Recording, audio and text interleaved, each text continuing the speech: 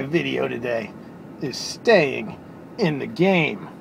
And what I mean by that is keeping some kind of fitness regimen, some kind of exercise regimen in your life when life throws a wrench in it. And I thought about this. I was watching a Mauro Franklin video. I believe I pronounced his name right. And I'll link to it. And he had a job that he was doing. I believe he was like working 14 hours a day. Had to kind of consolidate his training. And, you know, that's just a good topic for a video because, you know, sometimes when you're young, you have like 7 hours that are just free, maybe more multiple hours that are just free in your life where you can just go into a gym for an hour and a half and work out, do your cardio, and you can just do that every day. I mean, it's part of your life. But if you get married or you have a bigger job, you have to kind of throw things out the window a little bit. And if you're not willing to consolidate your training, if you think that your training has to be this big, overwhelming part of your life that you have a lot of hours dedicated to, and now you have to make an adjustment, it can be kind of nerve-wracking. And the biggest mistake people can do is just to kind of throw in a towel. And I've seen people, you know, say things like that to me when they start training.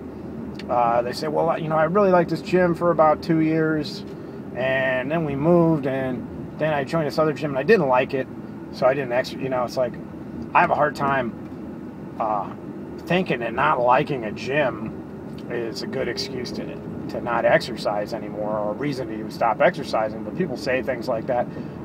People get bigger jobs where they have to work more hours, and then all of a sudden they just kind of throw the exercising out because they were working 9 to 5 and now they're working 9 to 8. So I'm just saying, you know, you got to stay in the game. Like, you know, if you like doing what I like doing, which is lifting weights, you might get cut down to maybe you only have like one workout a week. But there was a study done years ago on some guys. They only had like, I don't think it was 1 hour. They ended up working out like 2 hours, but they only had one workout a week, and they just did a powerlifting routine. Kept it very simple: squats, bench, deads. Did some assistance work, and over a year, all these guys made improvements. They probably weren't as big as the improvements they would have made had they been doing 4 or 5 days a week. You know, blending a routine, mixing up more assistance movements, doing work that to help the 3 lifts that they were trying to get strong in. They didn't have that advantage, but they had that one workout a week, and it did make gains. Now, like, I've been cut. I've had my time chopped up, you know, when I had kids. Sometimes I get more clients, you know, I'm looking to get more clients, which can cut back on how much I can train. So I do little different things. Like sometimes I'll jump in and do more calisthenics. Sometimes I jump in and work out with people that I'm training, you know, like, yeah, let's do a plank together, sneak in a run. Sometimes I'll be working at a desk or in a gym, and I'll just say, okay, and every free chance I get, I'm just going to do 50 push-ups instead of 50 push-ups. So you do little things like that, and then when you get a chance to work out, you're kind of in the game. But well, you don't want to drop off the face of the earth completely, and you know, most people say they're not going to do that, but sometimes life puts a lot of stuff on you where you're working a long period of the day. You've got kids.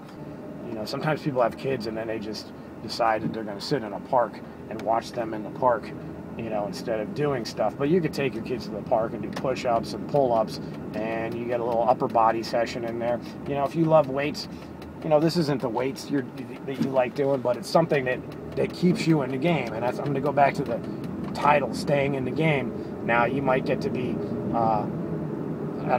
older, and you free up some time, and then all of a sudden you can go back to working out, and then you get in that squat rack. You know, maybe you weren't able to squat for a long period of time, but if you were doing like 100 body weight squats first thing in the morning, you get in the squat rack, you put the barbell on, and you start using some weight, and you're not out of breath. You don't want to get back to that beginner stage.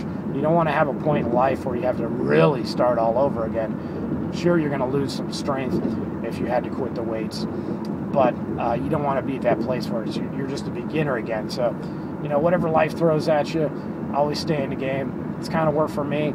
It might be the reason that I'm not, things in life might be the reason that, I don't always hit the goals I wanted to hit at certain points in my life. Other things are obviously more important, but always just doing something, even if it's going down to one workout, will save you in the long run. So stay in the game. I'll catch you later.